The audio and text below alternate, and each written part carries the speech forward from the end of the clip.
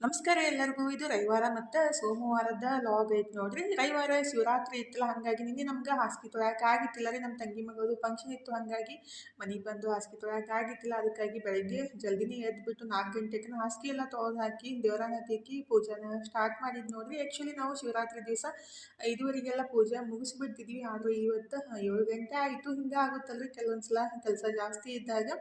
ಈಗಿದ್ರೆ finally ಪೂಜೆ ಎಲ್ಲ ಮುಗಿಸ್ಬಿಟ್ಟು ನಾವು ರೆಡಿಯಾಗಿ 770 ಲಿಂಗದ ಗುಡಿಗೆ ಹೊಂಟಿವಿ ನೋಡ್ರಿ. ಇಲ್ಲಿ ಬಂದುಬಿಟ್ರೆ ಸಿಕ್ಕಾಪಟ್ಟೆ ಪಾಳೆ ಇತ್ತು. ಅಂದ್ರೆ ನಾವು 6 ಗಂಟೆಗೆ ಬಂದುಬಿಟ್ರೆ ಇಷ್ಟೊಂದು ಪಾಳೆ ಇರೋಂಗಿಲ್ಲ ರೀ. 7-8 ಗಂಟೆಗೆ ಬಂದುಬಿಟ್ರೆ ಇಷ್ಟು ಜಾಸ್ತಿ ಪಾಳೆ ಇರುತ್ತೆ.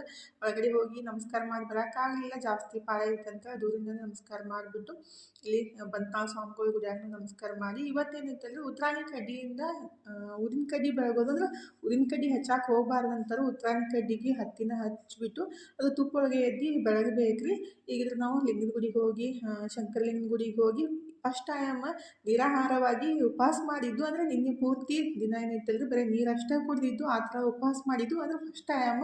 ಯಾವಾಗಲೂ ಸಾಬುದಾನಿ ಬಾಳೆಹಣ್ಣು ಆ ಥರ ತಿಂತಿದ್ವಿ, ಆದರೆ ಈ ವರ್ಷ ಏನೂ ತಿನ್ನಕ್ಕೆ ಹೋಗಲಿಲ್ಲ. ನಿರಾಹಾರವಾಗಿ ಉಪವಾಸ ಮಾಡಿಬಿಟ್ಟು ಬೆಳಗ್ಗೆ 4 ಗಂಟೆಗೆ ಎದ್ದು 5-5:30ಗೆಲ್ಲ ಪೂಜೆ ಎಲ್ಲ ಮುಗಿಸಿ ದೇವರಿಗೆ ನೈವೇದ್ಯಕ್ಕೆ ಶಿರಾ ಮಾಡಿಬಿಟ್ಟು ನಾವು 6 ಗಂಟೆಗೆ ಉಪವಾಸ ಬಿಟ್ಟಿದ್ದು ನೋಡ್ರಿ. 8 ಗಂಟೆಗಿದ್ರೆ ಅವಲಕ್ಕಿ ಮಾಡಿಕೊಂಡು ತಿಂದ್ಬಿಟ್ಟು ನಮ್ಮ ತಂಗಿ ಮನೆಗೆ ಬಂದಿದ್ವಿ. ಅಂದರೆ ನಮ್ಮ ತಂಗಿ ಸಾಂಗ್ಲಿ ಅಕ್ಕಿ ಊರಿಗೆ ಹೊಂಟಿದ್ಲ, ಆಕೆಗೆ ಊರಿಗೆ ಕಳಿಸ್ಬಿಟ್ಟು ಊಟ ಮುಗಿಸ್ಕೊಂಡು ಸಂಜೆ ಮುಂದೆ ಇವತ್ತು ಊಟಕ್ಕೆ ಏನಿತ್ತಲ್ಲ ಬದ್ನಿಕಾಯಿ ಭರ್ತಾನ. ಅಂದರೆ ನಮ್ಮ ಮನೆಗೆ ಬಂದುಬಿಟ್ಟು ಬದ್ನಿಕಾಯಿ ಭರ್ತಾ ಚಪಾತಿ ಮಾಡಿ ಎಲ್ಲರಿಗೂ ಊಟಕ್ಕೆ ಕೊಟ್ಟು ನಾವು ಊಟ ಮಾಡಿಬಿಟ್ಟು ನನ್ನ ಮಗಳಿಗೆ ಮತ್ತು ನನಗೆ ಜಾಮೂನ್ ತಿನ್ಬೇಕು ಅನ್ಸಾಕತ್ತಿತ್ತು. ಹಾಗಾಗಿ ಜಾಮೂನ ರೆಡಿ ಮಾಡಾಕ ಅಂತೀನಿ ನೋಡ್ರಿ.